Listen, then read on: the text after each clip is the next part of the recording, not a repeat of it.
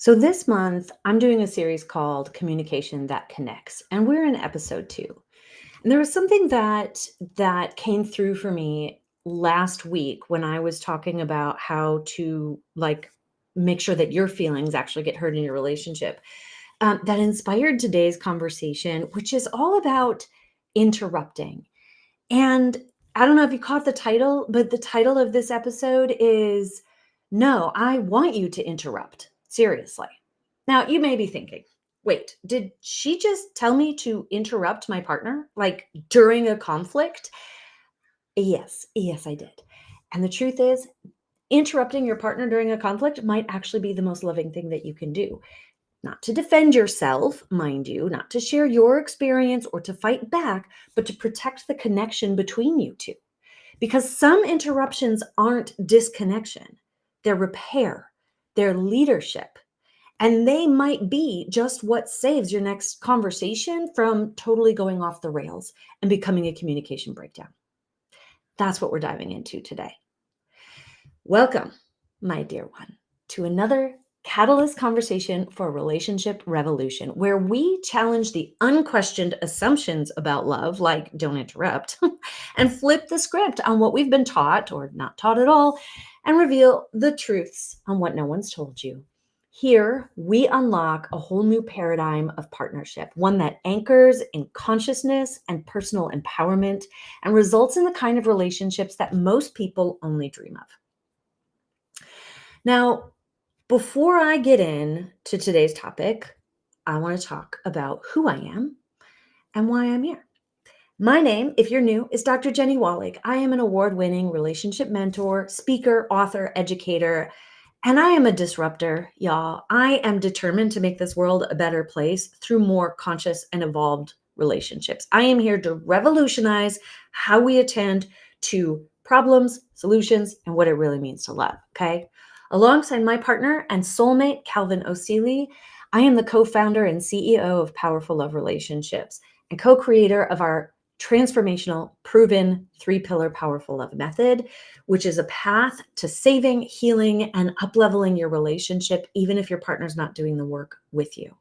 In these Catalyst conversations, as with everything that we do in Powerful Love, the goal isn't just to teach you how to do relationships better. It is to redefine how relationships work, to unlock what's possible, and to empower you, fellow visionary, to create a relationship that fills your heart and fuels your dreams. You ready now? Okay, let's get into it. So as I said, today we are challenging one of the golden rules of communication. Don't interrupt. You're not supposed to interrupt your partner. You're supposed to just listen. And sometimes not interrupting and just listening can actually sabotage your connection. Remember, we're trying to do like a revolutionary thing and learn how to communicate in a way that doesn't just get our messages across, but actually results in a better level of communication with our partner. Okay? And sometimes, well, let me say it this way. Just imagine this. Bring back a memory, because I think that this is something we can all probably relate to. You're in a hard conversation, right? Your emotions are high, your partner's emotions are high, and they are maybe like totally flooded. They flip their lid, they're spiraling. And the way that this conversation is going is starting to derail, right? They're not speaking to you very kindly. They may be yelling, they may be swearing, they may be like pointing the finger and saying you, and it's not feeling good to receive, right? But instead of like just taking it and listening as your partner is railing on you, instead of just listening to that and not interrupting, you do interrupt. But you interrupt with something like, hey, I want to hear you. I care about what you're saying here, but I'm shutting down. Can we like slow this down so I could stay more present with you? Can you like speak to me a little more softly? Because it's getting really hard for me to stay regulated so that I can like not be defensive and really hear you. That kind of interruption can change the whole dynamic, right? That is steering you back on track rather than allowing the relationship or the conversation to keep going in the direction that it was just heading. That's what we're talking about today, right? And I know that this idea like of interrupting might be challenging, but I'm telling you, this concept is another step in your liberation, in your relationship revolution. You know, hey, I want to share a little personal story. So I am the one in relationship dynamics who can really flip her lid, right? Because I'm the pursuer in the dance, and my partners have all tended to be like withdrawers or avoiders, and they shut down and what. So like, but I'm like trying to get things fixed and trying to get them to engage and trying to get this solved. And my feelings are big, and I'm really good at expressing them. And when I'm flooded, um, and I'm better now, but not perfect. But like historically, I can get mean. I've gotten mean. I have sworn sometimes. I have yelled sometimes. I've said shitty things. And I'm also someone who, like you, if you're listening to this, I assume this is you too, like really cares about how we show up in our relationship, right? Like, I don't want to be a crappy partner. I don't want to be doing harm. But when we're really upset, like people go into this temporary insanity place. And that's real. Like we are not thinking about what we're saying or how we're saying it. We are just in self-protective fight mode, and it can come out ugly. And it has been historically like so um so hard and devastating to reflect on how I treat my partners in those moments, but also so frustrating that they did not help me like realize that I was fucking up, that I was not helping, that I was in the wrong, and or that I was making things worse. I was not setting myself up for success and being heard or getting my needs met in this conversation. And and finally, I know my relationship with Cal, and I think this came about because of the work that we're doing and because I was able to name, like, I want you to interrupt me, right? I like you need to like help me be successful. Let's work together. And now he does. And now sometimes my kids do. There was this really beautiful moment the other day with my son Lincoln, and I was talking to him about like he was being disrespectful, and I was kind of yelling at him about being disrespectful, and he's like, "Yes, says the person who's yelling right now." And it was snarky, and it was, it wasn't meant to like help me, but it was feedback. And because of this practice, I was able to receive that and be like, "You know what? You're right. I am yelling, and that's not respectful either. Thank you for giving me that feedback and giving me the opportunity to course correct before it went even further down this path that's not working for us." Like, that was huge. That was a beautiful parenting moment. I feel really so excited and proud of on both on his behalf and mine. And now my kids are doing it more often. They're giving us feedback on when the way we're relating with them is not feeling good and giving us a chance to catch ourselves and course correct.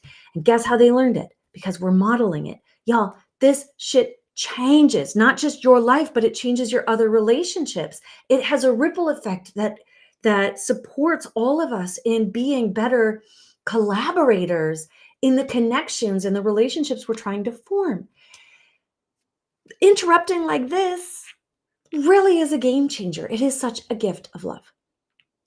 So let me give you some kind of perspective, some shifts that I want you to take with you in this conversation, right? First and foremost, interruption does not have to be a bad thing, right? Not all interruptions are created equal. Some interrupting, the kind of interrupting I'm talking about, can be a sacred act of connection, can be a gift of love. When done with intention, it's a boundary, it's a check-in, it's a tap on the shoulder, an invitation, it's support, okay? And we have to understand it that way. Second, like this is not tone policing, okay? Tone policing is different. This is boundary setting, This is creating a container for connection by naming when something is too much for your nervous system. You're owning it, and do own it. I'm going to talk about that in the next shift. But tone policing is different because it comes from a place of finger pointing and like asking someone else to do all of the emotional labor for the conversation, to say things in such a perfectly positioned way that it doesn't activate your nervous system. It's not uncomfortable for you to receive. Y'all, if you're having a difficult conversation, if your partner is sharing their feelings or their issues or their upsets, it is going to be uncomfortable. There's no getting around it unless you just don't care about them. And I'm assuming that you do. So inevitably, it's going to be uncomfortable. But we need to be able to stay within what's called a window of tolerance, right? So in your window of tolerance, you're tolerating discomfort. When you are past your window of tolerance, you're flooded and you're not going to be able to have a conversation effectively. So what we're doing is we're letting our partner know, like, I'm approaching the edge of my window of tolerance where the discomfort I'm feeling in being reflected, this experience, which I want to hold for you, like it's pushing me over the edge. And some days you're going to have a bigger window of tolerance, and other days you're going to have less capacity, which is why, as I talked about last week, consent matters in having these conversations. But you got to watch last week's video to understand what I'm talking about there if you're not getting it here. By the way, if you want access to last week's Catalyst conversation, type feelings, because that was the title. What about my feelings? So type feelings and I'll get you access to that one. But so what I'm saying is, like, tone policing is different. Okay. You still have to do the work of tolerating the discomfort here. You're just collaborating with your partner to ensure that you're not going beyond your window of tolerance where you lose the ability to stay engaged in this conversation. Okay. That's different. So check yourself on this also, so that you know you're not coming from a tone policing place where you're acting or expecting your partner to say things in a perfect way, because when feelings are involved, it's not going to be perfect. And we have to have grace. You can't do it perfectly either. Like, none of us can, friend. Okay. So we got to have grace for this. All right. So here's shift number 3. When you are interrupting, speak from your experience, speak about what's going on for you, not necessarily about their behavior. Like, you can name their behavior, but it's really helpful when you also name what's happening for you. Real connection, the real work of a relationship happens in these micro moments when we're saying, like, how you're experiencing the relationship in that moment. Okay. Not in like this big, generalized swath of like, you always, you never, or I can't listen to you, or you don't talk kindly to me. Like, not like, it's in this moment. How am I talking to you? So that might sound something like, hey, I know you're feeling upset and that's valid, but the way you're talking to me, like, I'm receiving as an attack. Can we try to soften? Or like, honey, my nervous system is maxing out. I want to stay with you. I want to receive what you have to say, but like, I need to slow down, or I need a break. Or like, I know that you're used to talking like this and fighting like this in your family, but remember, for me, it's like this kind of yelling feels dangerous to my nervous system, and I'm wondering if you could just try to speak to me without swearing, or speak to me a little bit more kindly, so that I could stay with you and stay in this conversation, because it's really important to me to receive what you have to say. Do you see how that's different? It's so good. Okay. I hope these examples are helping, and they take practice. And if you're like, if you don't know what kind of language to use, and it would be helpful to have some language, reach out. Like, if you want examples, reach out, and I'll share some more examples. But for now, hopefully these help. And the last thing I want to share is this. When we interrupt to kind of meta communicate, talk about how we're talking, when we interrupt to partner with our beloved in supporting this conversation and going in the direction that we both desire for it to go, which is one that ends up in resolution, repair, connection, understanding. This kind of interruption creates repair, and it works to help keep the conversation back on track. John Gottman, one of the foremost like thought leaders and researchers on what creates success in relationships, has found that these moments of repair, these moments of like self-interruption and feedback, protect this 5-to-1 ratio that he has found is a key indicator of whether relationships succeed or fail. So if you've not heard of it before, the 5-to-1 ratio is 5 positive interactions for every 1 negative one. So every time you express defensiveness or contempt, or name calling, for example, in a conflict, like that's a negative interaction. And so what he's found is that couples who succeed in their marriages counter that with at least 5 positive interactions, like softening or reaching out and putting a hand on your shoulder or knee, or being able to give this repairing and course correcting feedback and then have it be received. Like, you're right, I'm sorry, let me try again. That is what really protects your relationship. And it is going to cascade into an experience of greater and greater trust that these conflicts, that these difficult dialogues are not a threat to your relationship. They're not going to result in lasting harm or damage, which makes communication easier, which makes communication less necessary, which makes it like understanding and connection a lot stronger. This is how you do it, by practicing, by having these hard conversations that sometimes we want to avoid, but by doing them better and working together to make sure that that they're more likely to take us to where we want to go. Because of course we're practicing this. And as you practice new skills, it's not going to be perfect in the beginning, but keep practicing, because the more you do it, the easier it gets. And so let's think about like what happens when you get good at this, right? Like, what is that going to be like? Imagine that you're in a conversation that turns into an argument and starts to spiral. But instead of like blowing up and resulting in more disconnection and hurt feelings and frustration and loneliness and lack of resolution, you interrupt. Not to fight or argue your part, but to regroup, to pull your partner back in. You name your limit. You share what's going on with you. You ask your partner for something a little different, a little better, a little easier. You lead with love. And now instead of disconnection, this difficult conversation results in closeness. And you both get to feel proud of how you handled it. You feel safer with one another. You feel better about how you showed up in the relationship if you're the one receiving the feedback.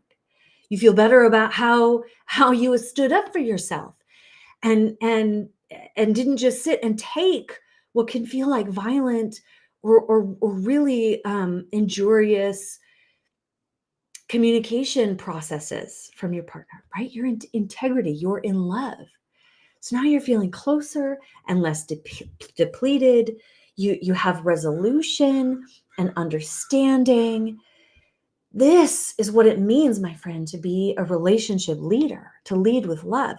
This is what it means to interrupt on purpose, right? Skillfully, effectively.